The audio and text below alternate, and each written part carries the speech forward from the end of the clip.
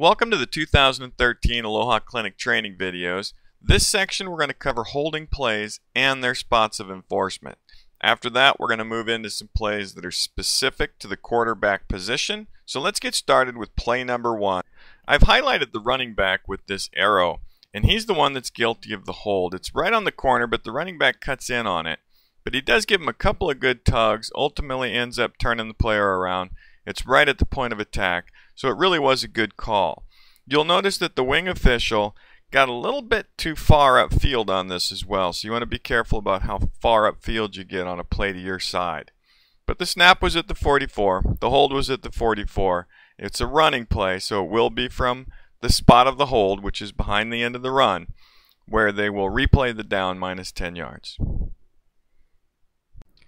Play number two I've included because we called holding on this play and I can't find it. And I've included a number of plays in this video this year because we had a number of these types of calls made throughout the year, and we need to raise our standard to a level that only includes holding that has a material impact on the play, that's at the point of attack, and is readily visible. So I can't find anything on here, either at regular speed or in slow motion, that indicates that there was a hold that met that category.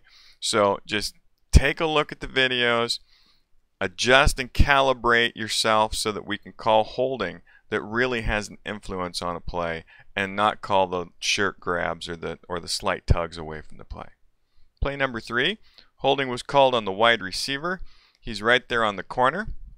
It was a good call, even though the running back did not get around the corner and he fell on his own. It's a hold right out there in the middle of the field. You can see the tug and jerk, which results in that defender falling to the ground. So that's a good call.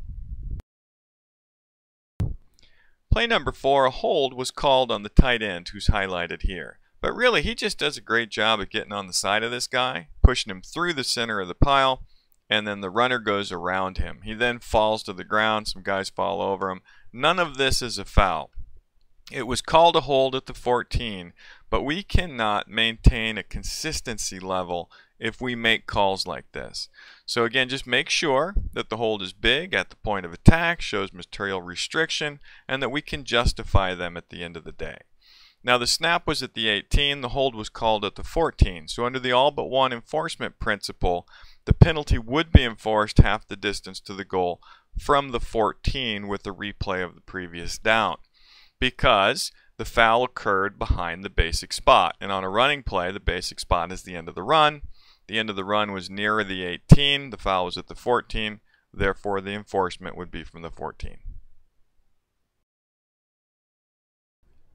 Play number five, an offensive hold was called on the right tackle, who's highlighted here. He's number 40. This is a great get, and it doesn't look like a lot from right here, but it is a point of attack foul. There is a material restriction beyond just a small jersey stretch, and we've got them highlighted here from the end zone. This will be our best view of it.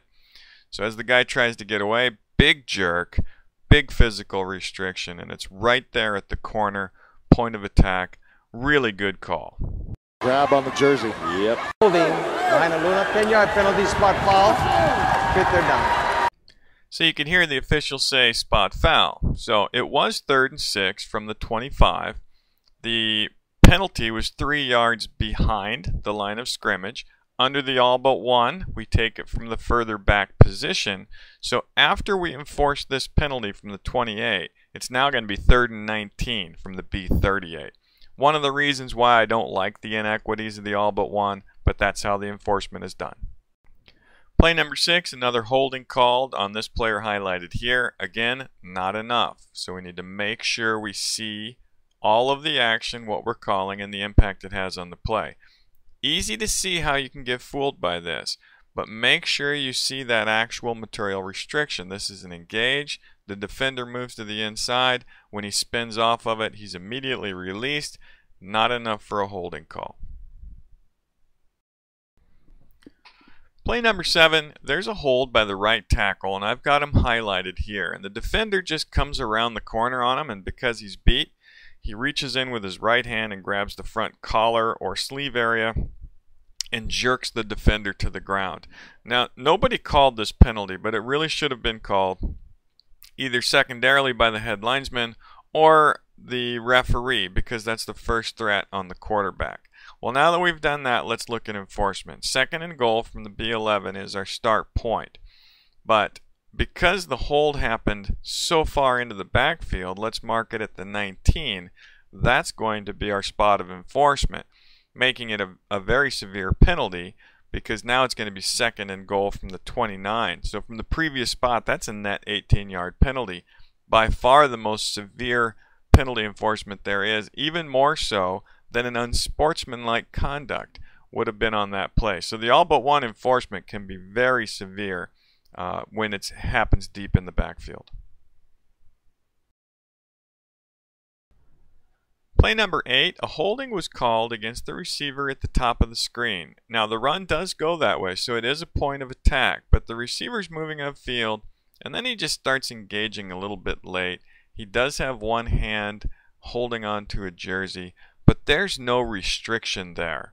There's not enough to make this a holding call. So when we look at it from the sideline, you can see this is about where they engaged in the little left-hand grip, but he's just going where the defender wants to go, and he's just staying in contact with him.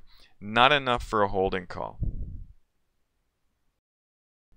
Play number 9, the center does a hold, twist, turn, and takedown, and that is 1 yard behind the line of scrimmage.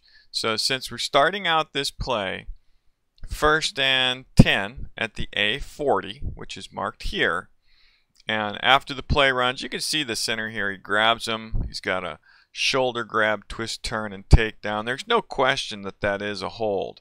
But the enforcement under the all but one, because the run ends beyond that spot, will now be from the spot of the hold, which is 1 yard behind the previous spot. So that's our spot of enforcement. It will go back 10 yards from there, and it's now 1st and 21 from the A29. Holding, offense, 10-yard penalty. Repeat first down. Play number 10 is another one of those holding calls. You just can't find anything big enough on the video. So look at the right side of the offensive formation. Got a couple of blocks over there. You can see the flag gets punched out. We've got another view from the end zone. But just another reminder that we have to make these holds big, obvious, and impacting the play at the point of attack. Play number 11, you can see the left tackle here. I've got him highlighted because this is a good no call for holding. He has good feet. He runs the defender all the way around the quarterback. May have been a little tug at the end, but he'd already worked the player around the quarterback, and the quarterback had already moved out of the area here. So we got nothing. That's a great no call. Play number 12, holding was called against the center, and he shoots out to go get this linebacker. It's a really difficult call, but this is why you have to be careful on the arm hooks as well, because you have to know who put who in what position. 75 approaches him and puts a hand on the shoulder, and the defense rips his arm up underneath 75 to try to shed him, creating the arm hook on himself. 75 just tried to let him go. So this is an incorrect call for holding because the defense put himself in that position by trying to rip that arm off of the blocker.